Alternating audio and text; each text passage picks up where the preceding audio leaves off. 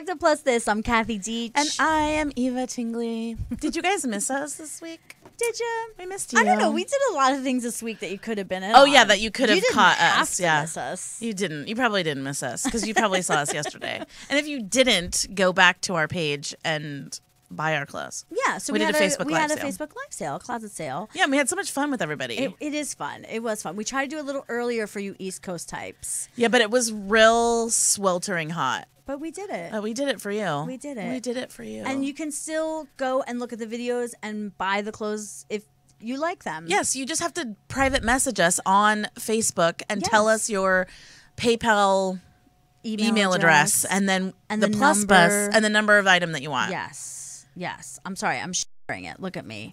Kathy's multitasking. I'm multitasking terribly. You guys, we have such an amazing guest for you this week. I am so excited. I'm like fangirling like crazy.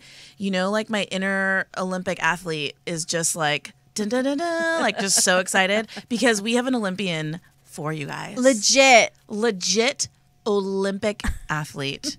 Dawn Ellerbee is here with us. Yay! You guys, and when she comes on, she's looking mighty fierce. Yes. I mean, I love that she thought it might be too much for us. But I know. We were like, girl, get it. No, never, ever.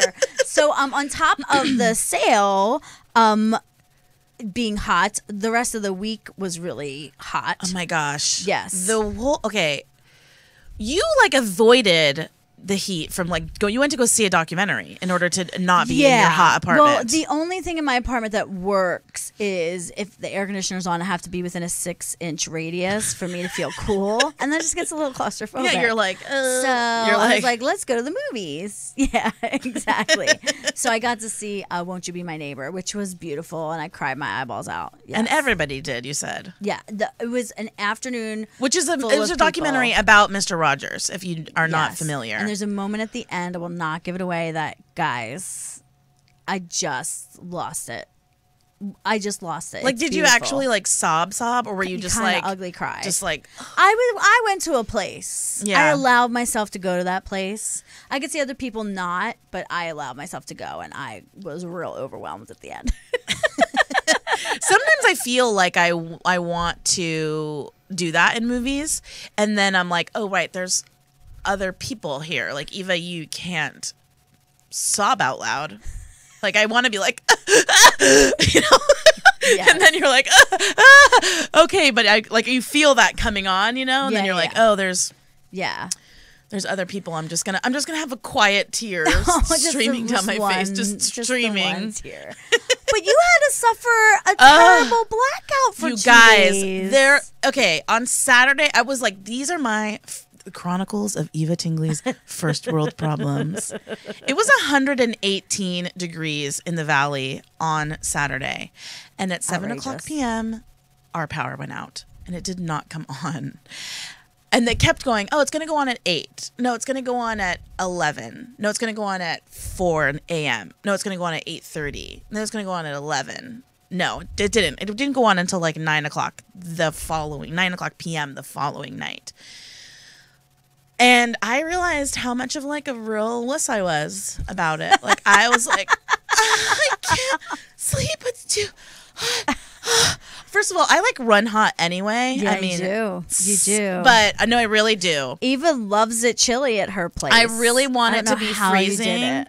I really want it freezing all the time. And I'd like to be under a blanket while it's freezing. Okay. Figure it out. That's what I like. So the fact that I was like, and Peter was like mostly fine with it. He was kind of like, I'm okay. Yeah. I was like, see him. I can't take any more clothes off. I can't get any more naked, guys. I was like, I was miserable. Yeah. So you guys escaped to a hotel. Yes, we escaped to a hotel that accepted dogs. And we swam in the pool the rest of the day. Thank God. That's a good day. That's at least you got to do that. Yeah. That's and we really got to celebrate my mom and my brother-in-law's birthdays that weekend, which was fun. That's a good one. That's good. Yeah. The Emmy nominations came out today. I know. And a couple friends of the show. Yes. I just love it. Are Glow, Netflix. So Brittany Young. I don't know. I don't think I don't know if she personally did, but the show got 7. Wow. Yeah, it was like a really big deal. And makeup artist extraordinaire to our show. Joe Dulude. Joe Dulude the second. The second, too.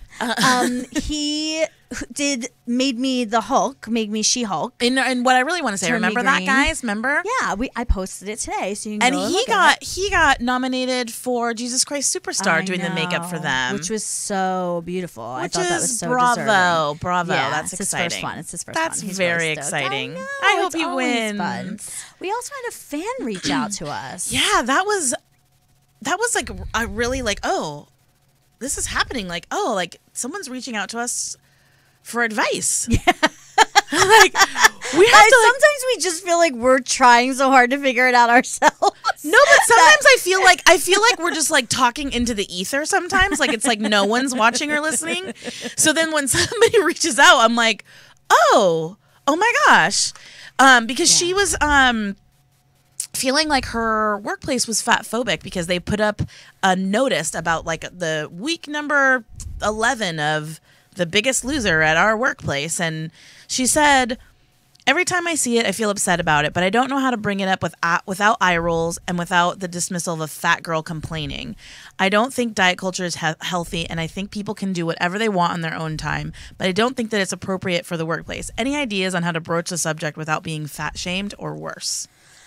Yeah, I mean, here's the thing. You can't really avoid what someone is going to say about you or to you. Like, you can't control anybody else's actions. True. So I think that just going to someone like with facts is always helpful, and always giving them the benefit of the doubt that they don't even realize that this would be fat phobic, or, you know, maybe even if somebody had an eating disorder, very triggering. Right. So, I mean, that's kind of, you know, what we ended up telling her, what's, you know, advice. I sent an article to her, like, separately. I was like, oh, I forgot, this article is really great.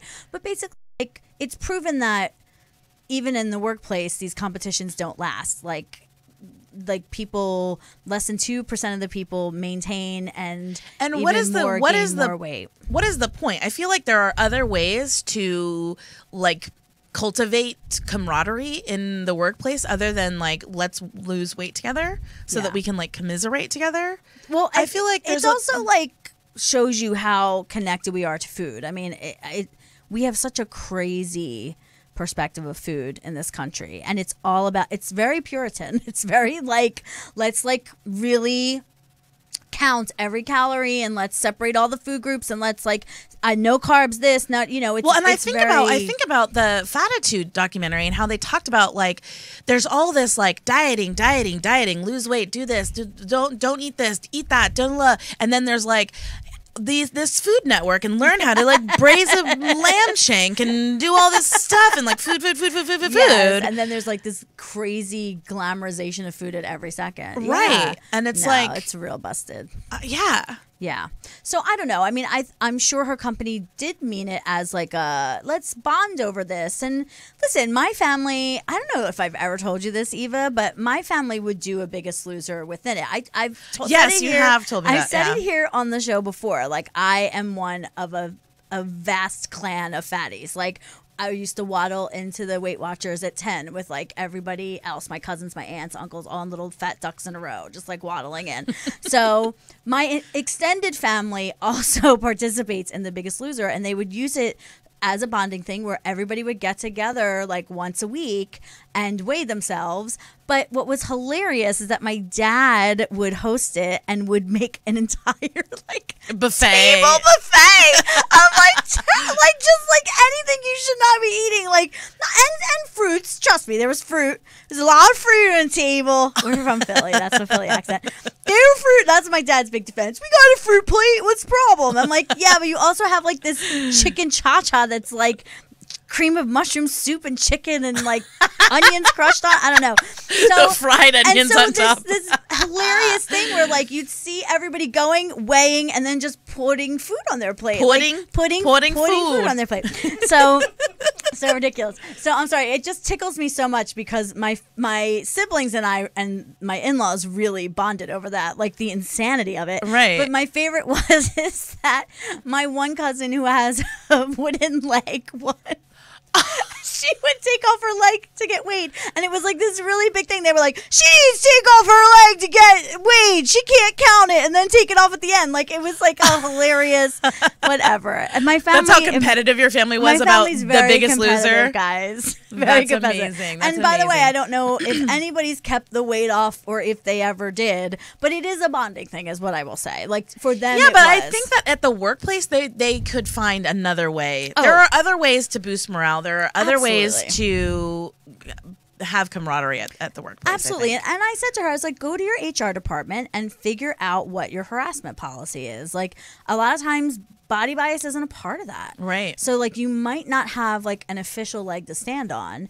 So then if you find out that it's not covered, then you probably do have to go to, like, a someone who's your manager and just say personally, like, hey, you know, this is really bothering me and it's triggering. So, yeah, you know, is there a way we could just not do it? Like, just not publicize it and put it out there. Well, and why, like, what they did was they posted a flyer in the women's bathroom. Yeah.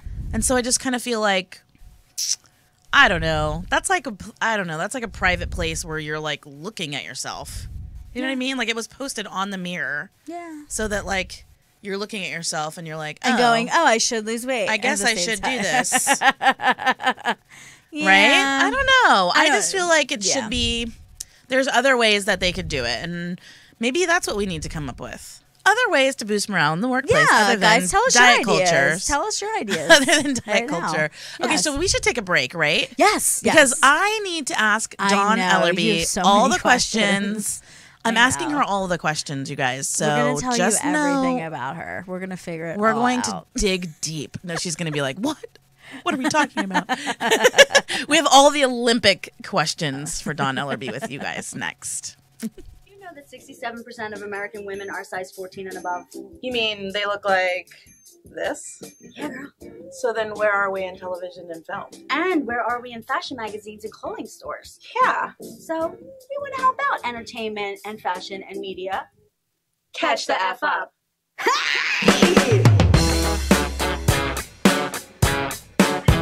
Topics get hot. We want to hear what y'all have to say. And they will get hot. Absolutely. I It's have real. a question for you. It's kind of like a dirty little one. So if you had to do a love scene with somebody else famous, who would it be? Oscar Isaac. Oh, love how I asked you that and you had an answer like right away. We sang, we laughed, we cried. We You actually gotta go didn't back. No, we didn't cry. We didn't cry. Everybody should be able to be seen in, I mean, maybe not every single campaign, but let's try to include it in as many campaigns as we can. Witchy poo, we told you. We're just putting it in the marinate, cauldron for you. We're gonna get those candles. Yeah. People are having sex with us.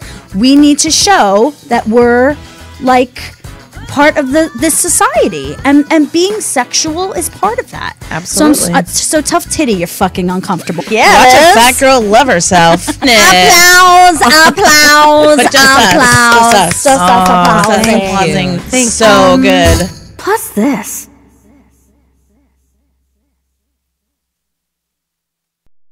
We're back with Plus This. And Dawn Ellerbee is here.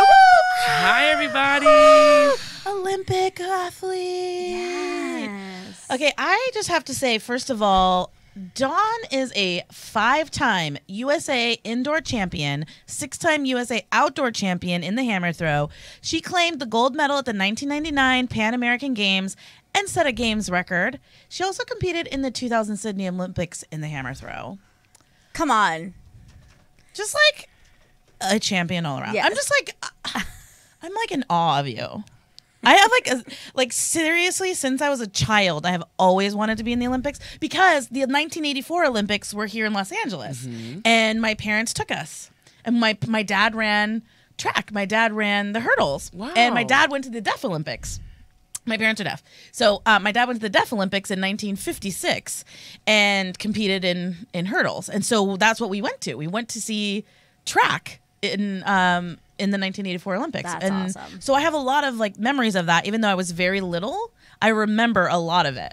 And so I'm just like you are fulfilling my dreams being here and meeting an Me being Olympian. here is filling my dreams too. I'm so excited. Oh, perfect answer. Perfect answer. Oh my gosh. So, And you're so stunningly gorgeous. We were literally you. having like probably a very strange conversation for other people about how beautiful you were. Like, I know. And we kept coming back to it. Like we're like talking about like preparing and everything. I was like, she's just so beautiful. I know. I was like, you, she ladies. just is so Takes stunning. one like, to know one. Oh, It's thank so true. you. So tell us about Sydney. Tell us about, had you ever, I mean, it's kind of hard to go any further than that. Like, Right. had you ever Yeah. been, had you traveled a lot? I had not. I had not been to Wait, so did you Australia. have to like get a passport in order? Like, was Okay. that the first thing you had to do? Like, that was the No, first. Okay. I was fortunate enough. I've been competing in track and field since 1992, and then Okay. I got into the hammer. My college coach, love him. He decided that Dawn, you're going to throw the hammer, and I'm like, okay, thanks, coach. I'm going to throw the hammer. Wait. For those of us who don't know what the hammer throw is, can you explain that? Okay, so many people know, like in track and field, you know, the shot put and discus are throwing events, right? Right. And the javelin, so everyone pretty much knows what they are. So for those who have no idea what the hammer throw is, imagine putting a shot put at the end of about a 3.5 foot wire. All my hammer friends would get mad because I don't know the exact length of the wire anymore. How It was a few dare years you. ago. And at the end of the wire, and then you would have a certain, the technique is usually a spin. It's between like, it depends on who's throwing, 1 to 4 spins, and you release, and you have to spin like, you get like 3 seconds to do 1 it. to 4 spins. It depends. Again, when you first start throwing, you might throw 1. That might be Right. if you're in high school. But like Okay. most of our elite throwers, they throw 3 or 4 turns. We call it. I won't call it a a spin. 3 or 4 turn, turns. and you only have 3 seconds. So you have No, 3 seconds. it's not Oh. timed. I mean, that's Oh. how long it takes. If you ever I see a video of a hammer Yeah, it's very thrower, fast. It's very fast. So, But like, that's why how it wouldn't goes. you just like keep going to like build up momentum? Because you only have about an 8-foot ring. Oh, that's You true. have to stay in the ring. Oh, that's right. yeah. You can't be like Sometimes super you have to dizzy. color inside the line. Okay, so I have like a really nerdy question. So like, do you? What happens after with the string? Like, is there like a gun? Like a how does it? You like just let go of the whole thing? You let go of the whole thing. And the whole So if- thing just let me say how the wire is attached to the hammer, right? Yeah. So you have your shot put and it has like a little swivel on Okay. it, right? And then that's attached. You ever got a hanger from the dry cleaners? Yeah. You see how it's twisted together? Yes. That's how they twist the wire, and then Okay. the wire gets straight. They twist it again and they add a handle. Okay. And that's how it all stays And together. so then you toss the handle everything. you toss everything. I was wondering if there was like a little lever and it would just like you release the ball just goes. Whoosh. I wanted that secretly. I wanted them to create that. But you want to know what's amazing? Well, you probably know this, but our viewers probably don't know. But you were in the very first Olympics where they had women's hammer Yes. throw. Yeah, I'll give you a little history. I got into the hammer, like I said before. I was throwing, shot put, and discus. I was playing basketball in high school, and my track coach was like, "You're going to come out for the track team, and you're going to throw the shot put." And I was like, I guess I was a good girl, because I'm like, "Yes, sir, I sure am." And I started in track and field, and I got a scholarship to the University of South Carolina. So thankful. And I met my coach there, Larry Judge, and he introduced me to the hammer because he had the foresight to know that it was going to be introduced to the NCAA, the governing body of all college athletics, as a championship event in 1996. And that's the first year I started throwing in 95. I won nationals that year. I won nationals in 96, 97. And then I just kind of kept going from there. So the hammer throw even took me to Laramie, Wyoming, the great city of Laramie, Wyoming. And I went there to train, and from there I made the Olympic team. So that's kind of how I got into it. It was I was just blessed to be in the right place at the right time. I had a really great coach, and he introduced me to the event, and we just went on from there. Did it come naturally to you? No. Okay. Okay, so imagine having a weight that's close to 9 pounds on about a 3.5 foot wire and having to turn it around your head. Right. Right? So we're spinning around our head. We're coordinated enough to take 3 spins after that and then let it go. Like the first And time let it I go fell in down. the right direction. The right direction, because in the right direction inside of a hammer cage. Right. So yeah. It took some time for me to learn how to do it. It wasn't natural. This is like a real listen. I am not a sporty spice, so I have to ask crazy questions like this. You know, in dance, when you turn, you spot, like, and that's what figure skaters and some moves do too. Do you spot as you spin, or you just I let don't it think go? so. I never spot it. I spot it when you start. You know, you keep looking to the. I can remember now, like if you're right-handed, you kind of look to your right so the ball gets past you when you start. But you start and then you just go. I don't think there's a spot because you don't stop. So it's not like you twist your head and stop, twist your head and stop. There's no you just keep going. You're just going and going to build the my momentum. God. Just vertigo. It's amazing. Okay, I just have to know, when you were did you get to participate in the opening ceremonies? Absolutely. Can you just like tell me everything? Like that is like my dream. Okay, the opening ceremonies are a great experience, right? For the athlete involved, I'm gonna give you some behind the scenes. Yes, please do The it. athlete involved, right? So every country that's in the Olympics is allowed to participate in the opening ceremonies. Right. I don't know that to be a fact. I'm just my own experience, right? Right. So if you had the United States is a U, and they go in alphabetical order. Right. And we usually have the biggest contingency. I Right. think it's like 800 Americans. Well, it actually goes in alphabetical order in French. in the country of Oh, that's the hosting language of the country that's hosting. hosting. Well, English is a language in Sydney. Yeah. So Yeah, it's yeah, like yeah, alphabetical yeah. order, so Yeah. we're a U. So the Right. whole team, it's not just a track team, it's every team. It's sitting in the stands for about 3 hours. Right. You know, I mean, but the whole experience is like something like you can never. I think when your plan is if you're an athlete, you go from student athlete to professional athlete, and your plan is to be great. Like you don't train to get second place. You train to win, right? Right. So you train to win. You win your Olympic trial. You go to the Olympics, and it's not as big of a deal when you're doing it because it's all part of your plan. When you look back on it, you're like, what? Did I do that?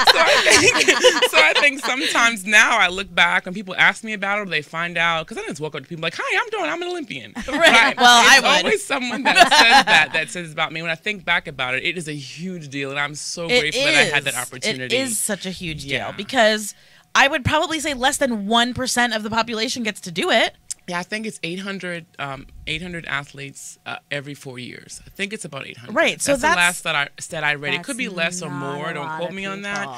But that's not a lot of people. No, it's not. Especially, I'm sure doing Hammer that first year. And that first time, like, why didn't they have women? Because the men did it since like 1906. Since the beginning of time. Yeah.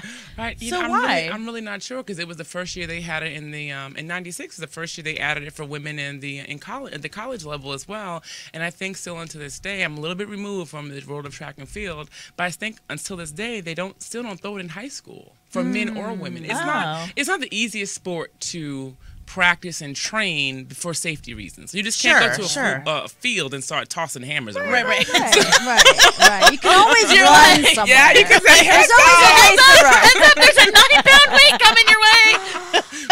Oh my God! You want to know? Everyone's wearing helmets everywhere. Can I tell? Oh my God! This is going to be a ridiculous story to tell, but I kind of feel like it's related. I have my own version of a hammer throw, but accidentally.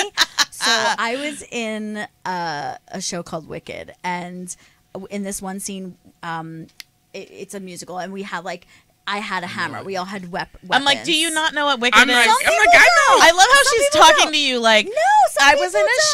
show. Some It was people called don't. Wicked. You didn't Eva. know it was a Broadway show that was like world people renowned that don't. Right. traveled Some everywhere. people don't. You didn't probably know that. I don't know. Some people. I don't know everybody's Everybody life. in the I don't know it. Anyway, Everybody knows. My point is I'm that just gonna strangle there's her. this crazy number where we're in a mob at the end, and everyone has like torches and rakes, and we're all like, ah! And I had a torch at first, and then the director switched it for a hammer and was like, that's more you. I was like, okay. So it was like a real legit wooden meat Like a mallet? hammer, like a Oh, mallet, okay. yeah. So it was just like a peg in a not like a 9-pound head of a hammer. And after a rehearsal we had, like a cleanup rehearsal, our choreographer Wayne Salento was like, I need you to be really mad. And I was like, I don't know if I can get any madder. And he was like, you're pretty mad, but you gotta get more mad. And I was like, okay. And I threw it so hard in the choreography that the head flew off of the handle and it went into the audience like slow motion. But no one was there. It was a rehearsal. No. This was during the show. It hit the end of the stage, bounced, and still hit someone on the shoulder in the second row. And everybody went crazy. It was like people were flipping out, running down, like to see if she was okay. She ended up getting a backstage tour. It was early on in the run, so like she got to meet like all these celebrities who were like backstage coming to check it out. And she was so sweet. And I was like, oh my God, I'm so glad I'm meeting you. Are you okay? And she was just like, yeah, can you sign my playbill? I was like, are you kidding? I'll write you a letter. And I was like, what's your name? And she said Mallory. And I was like, dear Mallory, I will forever name my mallet after you. And on the wall where it hangs at the Gershwin Theater, it says Mallory Mallet right there. Oh my gosh. Then they put a big, huge 4-inch screw And into then- yeah, it, so they it were never like, flew it never up again. flew- yeah. That's my hammer throw. Is my I point. don't think I have one story that interesting about the hammer. No. You didn't ever hit anybody No, I never hit anybody. I got hit one time. by You got your like hit. yourself? No. Oh, somebody else By threw it? somebody else. Yeah, we were at a competition and the hammer hit the cage and the handle broke off and hit me like. Oh, the hammer. So had I Oh been an my inch taller, gosh. it'd have been like. Oh my gosh. Yeah. Oh my Face, gosh. not Not the the face. face. That's what I said. Not the face. I know. So, Anything else but the face. so after the Olympics, after you do the Olympics, you continue on competing, you and do. how long did that go on for I you? continued until 2004. Oh, And okay. I unfortunately didn't make the team in 04, so I decided to hang up my hammer shoes. It was a very But sad day. I have to ask you, because in the beginning, the hammer throw, like how far did you throw the hammer? My first competition, I think my first national, I threw about 185 feet, right? And then I had to learn metric because we compete not only in the United States, we Right, compete internationally, right? So I think my first throw, that's about 54 meters, Okay. maybe, right? So I'm then like, I'm as just I, going with it because I'm terrible at math. as I progressed, I threw like that was my first in 95. In 96, I threw like about 210, same in 97, and then I started really focusing on making the Olympic team, and that's when I started getting in like 68, close to 70 meters, and then when I finished, I had thrown like almost over 70 meters, and that was like a huge standard then, 70 meters. Now the American women, I'm so proud of them. When I watched them, I actually cried at the last US Championships know. because they're throwing close to 80 meters. Which is like what the men are throwing, right? Which is farther than what the men are Yeah. doing. Yeah, in the United States, It's right? pretty- So it's a we pretty have big some women deal. that are just gonna kill it this summer and next summer, and I just can't wait to watch them. Like every time I'm out and about, I'm like, I know California's a big deal. The track meet around here, maybe I can meet them. They want to meet you. Go meet them. They want to meet you. Trust me, they do. Now, something that was related, I thought was very interesting. So ESPN has the body issue, right? That's come out, and they don't have the best track record of being body positive. Okay. And even I remember one year we were talking about it. They had the ESPN Awards, The ESPY Awards. The ESPY Awards. Thank you. I almost wanted to say ESPY and I didn't, but they had the awards, and Drake was a host. I don't know, and he like fat shamed one of the football players, and, like with the guy's naked photo up there, and like decided to like look at how like really, dude, should you be doing that? And like it was really, really tacky and awful. But everybody laughed. People did definitely laugh. I think it's harder. It's harder to take that for men. Like if he wouldn't have said that to a woman. Which I feel bad for bigger guys. Yeah. You know what I'm saying? So Yeah. I don't know. I mean, because bigger guys usually they're like, ho, yeah, whatever. I'm Who cares? big I'm and big, strong. whatever. And the guy who was on the Yeah. pipe was like, I will crush you. yeah, I come here, mean, Drake. Drake. Boom. For real, like Right, Drake. yeah. Yeah, but I do think that women get fat shamed for their bodies, especially the athletes, don't you think? Well, I'm just thinking in that case, I don't think he would have been like, oh, should she really be up there? He may not have said that if it was a woman's picture. Oh, but I yeah. think in saying that I think men take it differently. Because, track and field, we train co-ed. So I never really had any of the males that I trained with, like, shame me. Like, the bigger and stronger I was, the more encouraging they were. Yeah. Fortunately, yeah, seriously. But do you think that that's true because you were in a sport, a competition that values strength? Whereas values strength if you are in a sport that values swiftness, like Volleyball or but even like in another event in track, Yeah. like speed.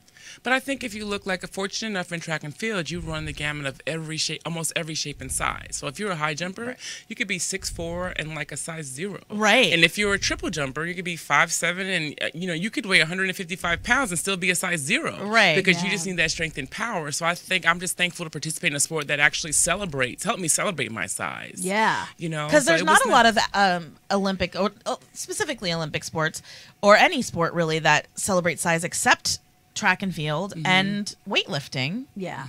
There's not really any other sport that like goes, yeah, it's okay for you to be bigger, especially women. Yeah, and I think that sometimes bigger is a misconception with your size because like you need like I never had a coach tell me, don't you need to get smaller? Like I was fortunate. My coaches were really good with me. Like you need to get fitter. Yeah. So they explained it to me like the heavier you are, the stronger you have to be to compete in this sport. So you if you want to have that cheeseburger, go ahead. But here's what this chicken breast and broccoli is going to do for you, because the more fit you are, the further you can throw, because your strength levels will match your body. muscle you density. have to be able to, regardless of your sport, you have to be able to move your body weight. Right. Yeah. So they just put it to me that way, and that was like, I think I didn't experience that. Like, you need to lose weight, you have to do this, you have to do that, you have to do that, and I think I'm just. So then, did you have to train? I mean, obviously, like you trained with weightlifting and you trained actually throwing the hammer, but like, what other training is involved in throwing the hammer? I think athletes now are becoming more and more and more athletic, regardless of the sport, right? And they're starting younger and younger and younger, right? So I think we did some of everything. Like one time we had to run 200 meters. I'm like, how far is that? That's too far. That's only halfway around the track, right? But like I said, there was a lot of me to move 200 meters around the track, right? So I think our coach made us do that once, and I was like, I respect you. I'm gonna do whatever you ask me to do because I want to be good, but I'm not doing that again. See, as a soccer player, we had to run all the time, so I'm like, 200 meters. That doesn't sound very far, because we had to run a lot. We had to run a lot. I think soccer players only run like 10 miles a game. Yeah. Actually, I just was looking at the World Cup is playing right now. They're almost done. And I was looking at like the man of the match every game, and they don't run. Actually, the man of the match, they run. The one that ran the most he ran 13 miles in one game. Wow. That's crazy. And I think I'm doing something with my 10,000 steps. I mean, right? Not so much. Right. But I want to go back to this ESPN body issue Yeah. because there was they do these naked photos and they're beautiful. And there's one of a softball player and she's gorgeous and beautiful and not like cut. You know what I mean? She's not like... That's my cut. That's what cut muscles sound like. That's what cut muscles sound like, Kathy, as she puts her hands down them.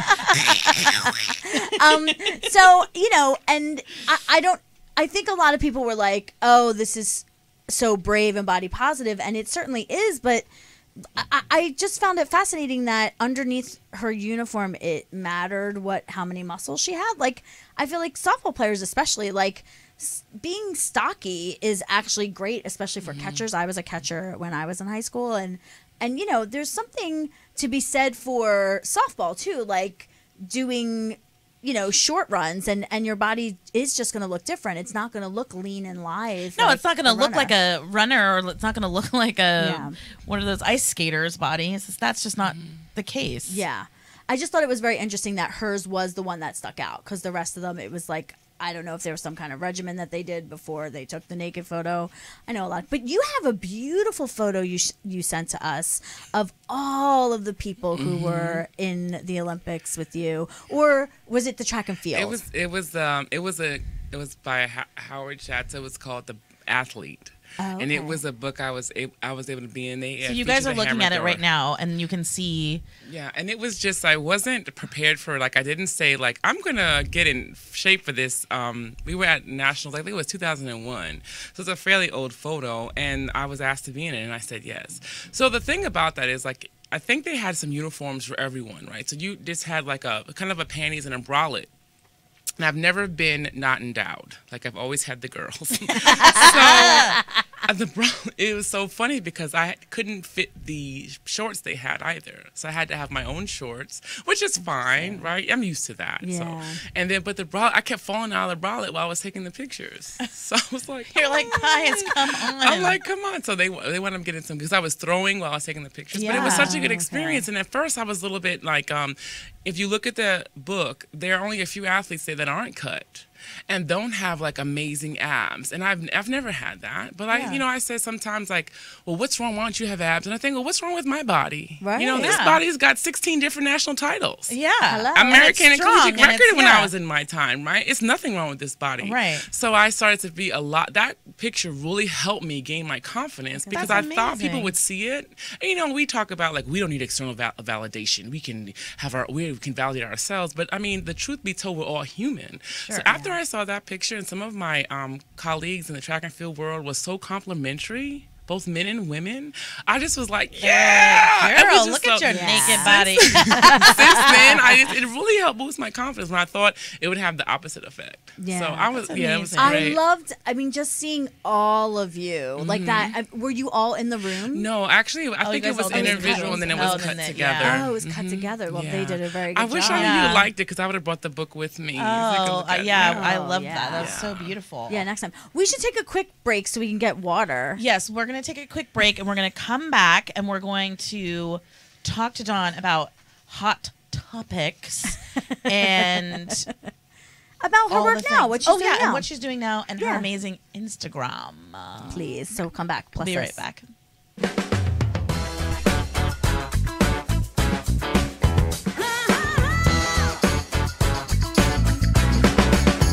PlusThis. Promotional consideration brought to you by Melissa Massey. Custom clothing isn't exclusively for the rich and famous. Melissa Massey is custom-made clothing for everyday wear. A unique combination of custom tailoring and deluxe fabrics that is well made and fit for every size and frame.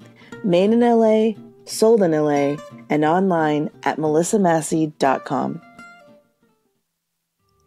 It's not the natural beauty products in your life, but the life in your natural beauty products. Linda Kammen's Aromatherapy Salon, lindacammons.com, for happier, healthier living. Promotional consideration provided by Scrubs Body, a woman-owned business with scrubs so natural they're good for your public parts and your private parts. Scrubsbody.com.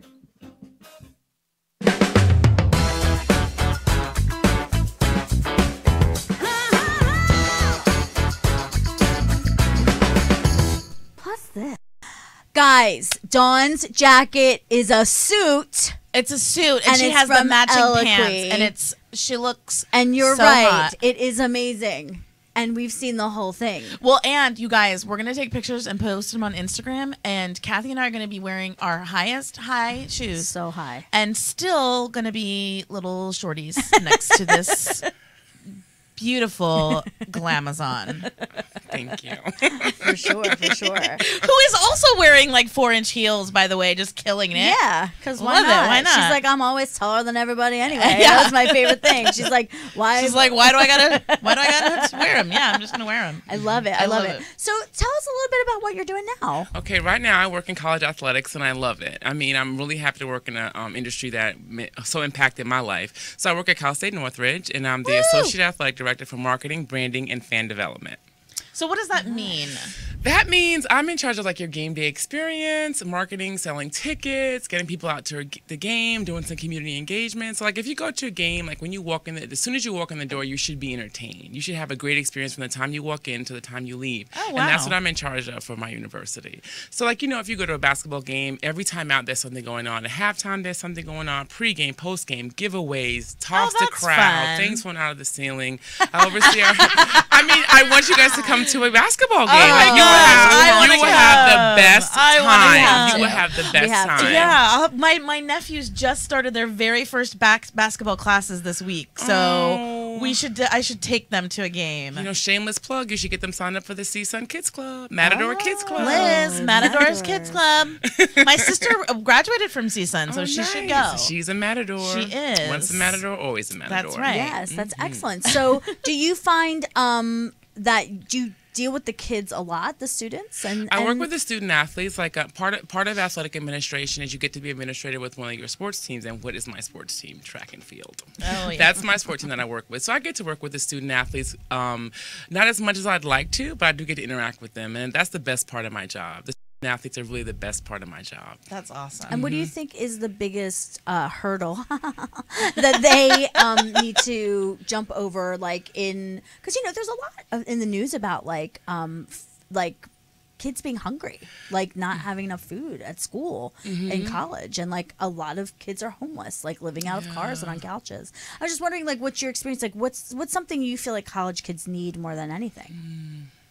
That's a good question. I think, like, a lot of time maybe I get a little tunnel vision and I think about what does my student athlete need. We had a conversation today. We need to start calling them students, not student athletes. Oh. And I think they need time management. Time management skills is a big thing for our student athletes. Getting on campus and like actually a lot of our students are first generation college students. So it's not only new to them, it's new to their whole family. So I think it becomes a family affair for lots of our students on campus. I mean, when you go to graduation and you see like babies to great grandmothers at graduation, you really know you're doing work, and that's what you're supposed to be doing for. So we live for our students. And I feel like CSUN, because I grew up in the Valley, and CSUN was considered like a commuter school. Like, there's not a lot of kids who live on campus. I mean, I'm sure there are, but it was considered a commuter school because everybody would like live at home or go to CSUN, and it's like not the traditional, like, I don't know, sleepaway college, I guess. Mm-hmm. You know what I mean?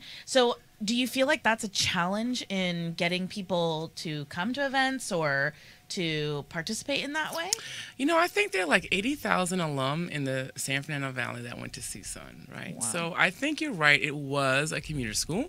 I think now with our leadership, they're trying to transition to a destination campus. Okay. So we have a lot more beds on campus, and we have a really active campus and student life. I think that's something that they're continuing to grow each year. And I'm part of that. Like, I work with some of our partners on campus to really provide opportunities for our students to stay on campus, to have fun things to do, to have activities to go to. So it is changing. That's great. I love to hear that. Yeah, me too. Because CSUN is such a great school. They have so many different programs there. There's so many, like, there's a really great deaf studies program. There's a great like opera program there at CSUN. Like, it's really, it's a really good school. Business school. Yeah. Great athletic program. They have a great library. My friend Lynn Lampert works at the library. She's the librarian there. Hey, Lynn! Everyone's been hanging out with Lynn. You gotta go spend time with Lynn if you're going to school.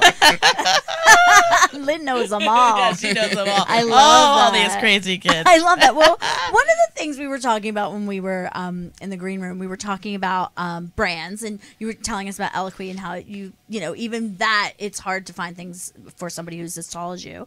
And we were talking about how there are brands. There was a great article that came out, The Curvy Fashionista. If you don't read what she writes, guys, she's like really on it. Yeah. Like, she really dives deep about fashion and like what's actually happening.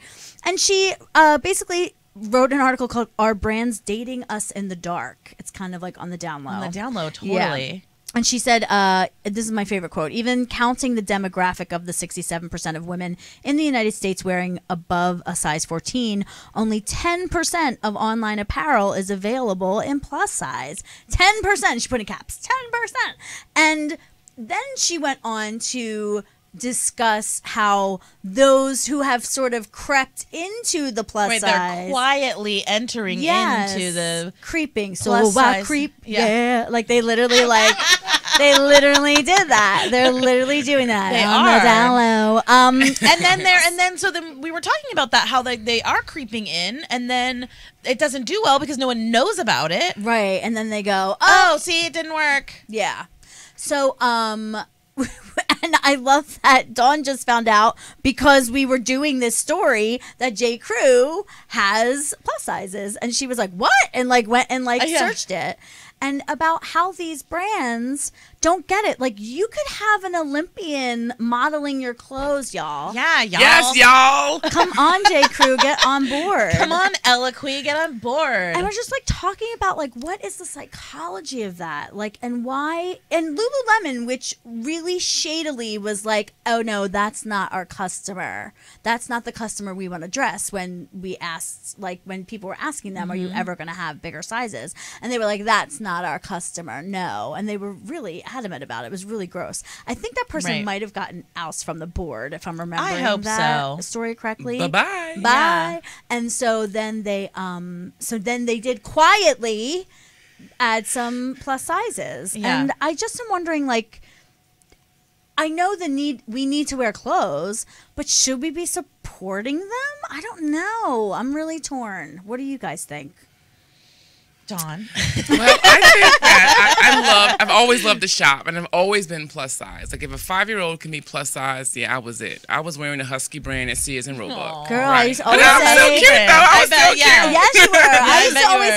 say I was a size 10 when I was 10. Yes. Right? Yeah. Shopping in I remember when women's. kids would be like, "At your age, not your shoe size." I'd be like, "Well, my shoe size is 12, and I'm 10, so." So I just think that I'm just not sure why. I'm just not sure me wearing a size 20 is going to take away from you wearing a size 2. Yeah. I don't sure. I would not go to a store and say, I'm not going to buy that size 20 because you sell it in a size 2. Well, I think that that's because there's a lot of body bias. I think that a lot of people who are smaller feel like, well, I don't want to shop in a place that sells clothes to fat people. I'm not fat. Why should I shop with other fat people? Well, why do you shop at a department store? Well, why do you go to the grocery store? Why do you put shoes on? I put gas in my car. I know, I mean, but that's I something know. that can be like separated. You know what I mean? Like, well, we all have to go here. You don't have to shop. I don't have to buy the same clothes. I don't want to be seen wearing the same clothes as a fat person. Oh, I think I've now I have to look at things a little bit differently Yeah. and where I spend my dollars because I wouldn't have thought about it like that. I'm so excited if I can find something that is my size and is long enough. Yeah, right. I'm gonna get it, you know. 'Cause, So, but now what- I would 'cause reevaluate. You're very tall. How tall are you? I'm 6'2". You're 6'2", and how long is your inseam? Do you know? 36. 36. Mine is 30, guys, and I'm like taller for a woman. Yeah, so it's difficult to find clothes, right? And as you get clothes are made in a certain range, you say, "Oh, this brand makes tall sizes," and I'll go up to a size 16. Well, Right, I right. spent my life like, I'm gonna buy these pants because in 6 months I'm gonna be a size 16. Right. Right. Just, Living your life. In Yeah. the Right. future. What if? Yeah. So I think now brands are becoming like more inclusive to all sizes. Because you know sometimes on the plus size range, there's I won't say extremes because I don't want to sound negative, but there's such a wide variety of sizes. Yeah. Sizes and shapes. yeah, right? for sure. So I think we talk that- about this all the time. Like, I'm like, to me, like visually, I'll see someone and be like, oh, they're probably like a size 24. And then we'll be talking and they'll be like, oh, yeah, I'm a size 16. And I'm like, what?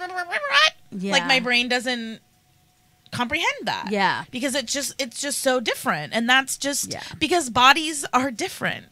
Bodies are different. Even a size 2 body is different from another size 2 body. I mean, it's Yeah. not exactly the same. Yeah. But I think even over a size 14, because there has been an enormous amount of industry that hasn't had to make clothes that big, then they don't know how to make clothes that You're big. absolutely right. Yeah. So that's right. what's promising is that these young up and comers are learning Designers, and the people who are now being taught are sort of being taught with this, like, well, if you want to make any money, you better make some plus size clothes, Right. like Christian Siriano we talked about him last week, like he's like, I tripled my sales by adding plus sizes. Like, what's wrong with you? You don't Like, want why money? would you don't want Why you don't want to wouldn't make you money? But you know, he's under 40, and there is that divide, I think, in people feeling like, honestly, I don't think they know how to make it for every curvy body. I do think that there should be different curve sizes. Do you know what I mean? Like, or a lot of stretch, because that solves a lot Right, of because things I too. think that, like, because I am a pretty standard size 18. Like, my measurements are like pretty much a standard size 18. But sometimes in a brand I'll wear a 16, sometimes I'll wear a 14, sometimes I'll wear a 22.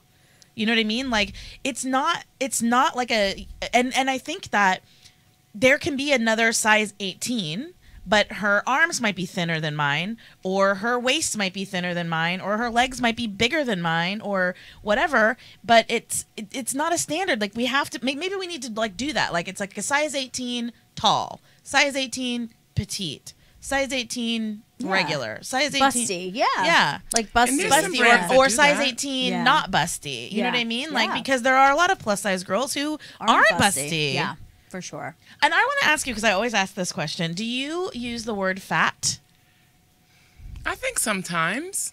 like, to describe yourself? Would you say that? I think I do sometimes. Like, I'm getting fat. Like, I feel like lately, like, everything in my closet from last summer. Like, I'm from the East Coast, right? So you have a summer closet and a winter closet. Yes. So, you know, like, I know after it Labor well. Day, you wash all your clothes. You wash all your your summer clothes. You put them away because it's about to turn fall. And then, like, That's not true in LA, Memorial but Day, okay. you wash all your sweaters, put them away because it's going to be summertime, right? So I think my summer closet is a little snug right now. So I think I've had said about myself, like, don't you getting fat? I'm getting fat. But I don't do think you I've use that in like a negative connotation?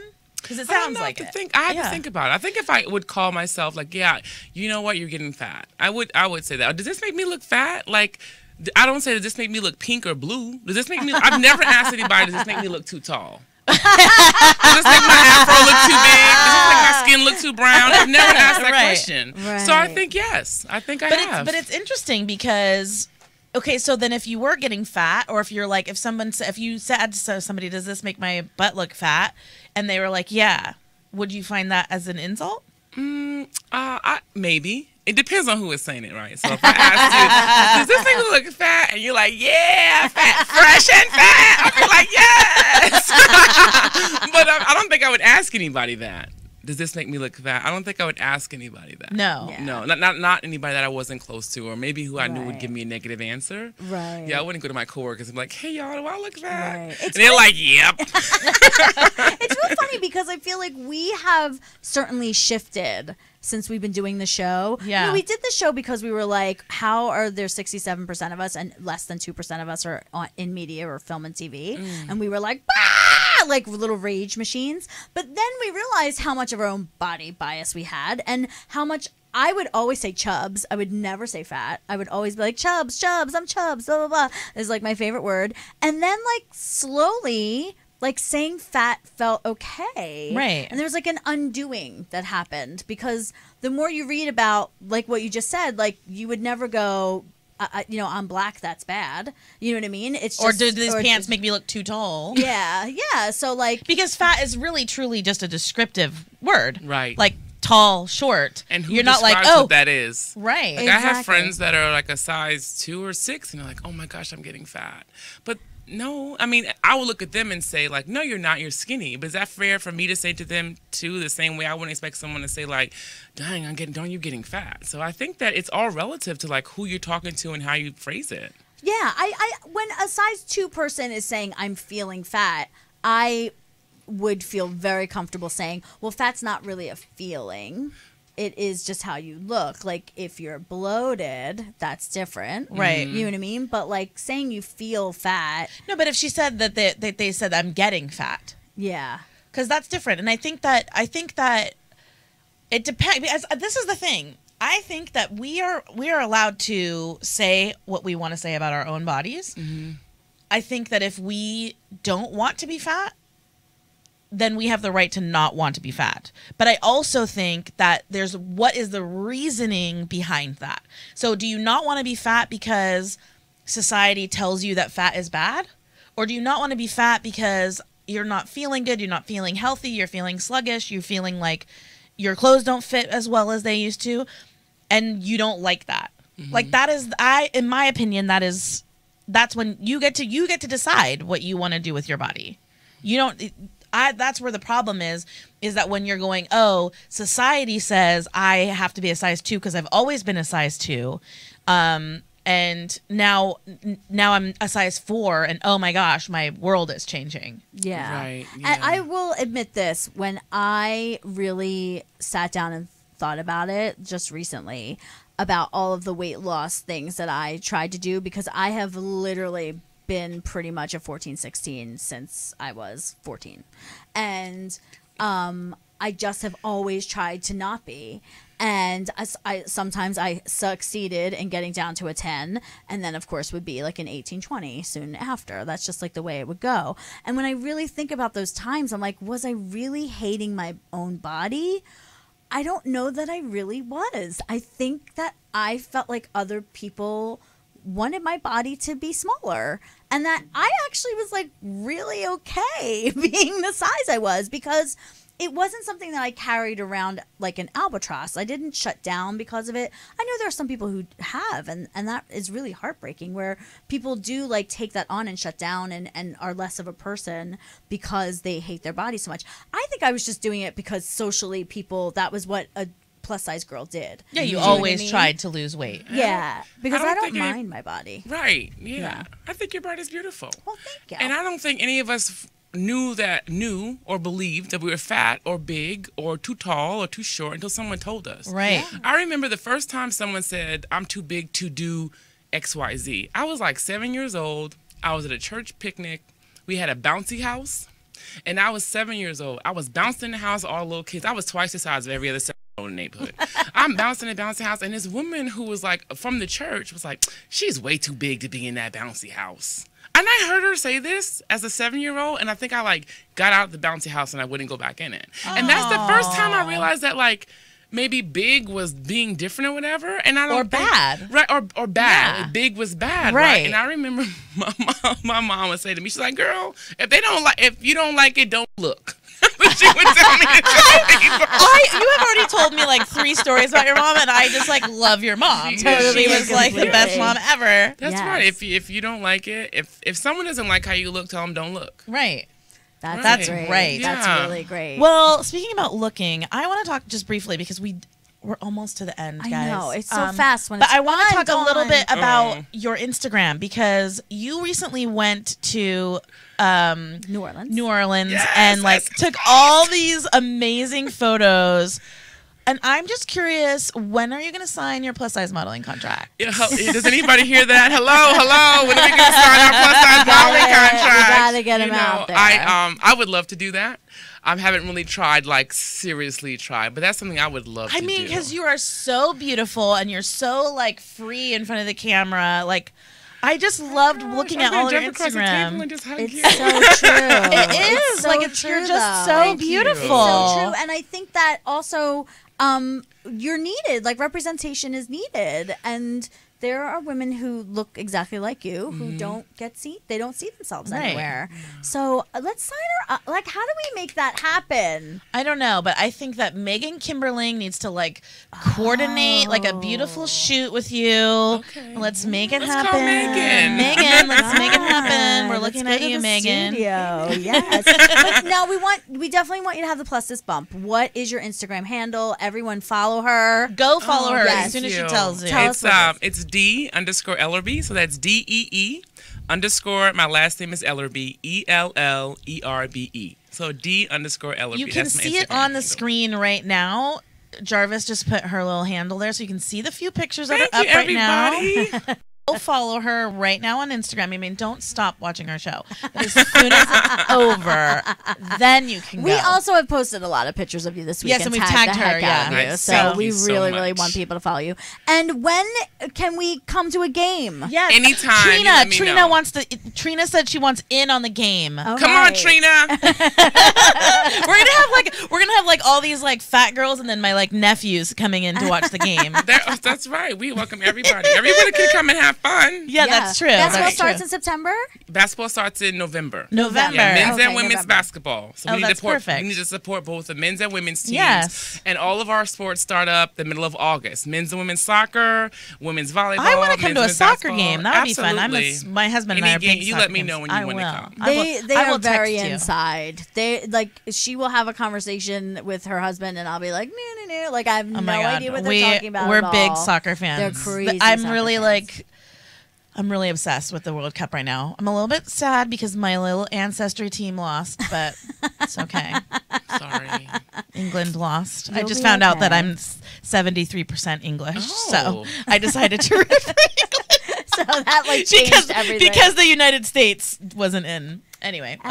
Excellent. Will you come back and see us? Yes. I will too? come back and see you. You're When you Damn sign your right. contract and you're like a huge supermodel, Right. you're like, bye, C-Sun, I have to live my model you just life. speak that right into Yes. existence. Listen, we manifest here. Yeah, we do. Right. A lot of Things manifesting. happen in this. We talk about it in this room, and then it happens, guys. Talk about what's happening next week in this room. Oh yeah, Kathy Deach is not going to be here next week. I'm not. I'm going to be in New York. She's going to be traveling and living her fiercest life and in I have New York a gig. City. I sing with a Heart tribute band called All Heart, and we're doing a benefit concert Sunday, July 22nd at 8 p.m. at a place called Drum. If you put in All Heart Kathy Deach, it'll come up on the interwebs. But please come out and support. It's for a fellow cast member in Wicked who was in a terrible car accident and is paralyzed. So I know. he just needs all the funds. So pack the house. Let's go. Pack the house. Make it happen. But I'm not going to be here. She's not going to be here next week. We're having guest host Megan Kimberling in the studio with our guest is Jordan Daniels, who is Joho Daniels on Instagram. Yes. He is like just this is how he was described to me. He's fat, black, Jewish, and gay, and amazing. We're so in. We're so How in. am I not here? I'm gonna call. I know you're gonna be like calling in. And, hey, I want to be on the show. Totally. I'm gonna call in and be like, I'm missing everything. Everything. Thank you again, Dawn, for coming. So much. It went by Thank so you. fast Thank per you. usual. And we'll see you next week. We love you.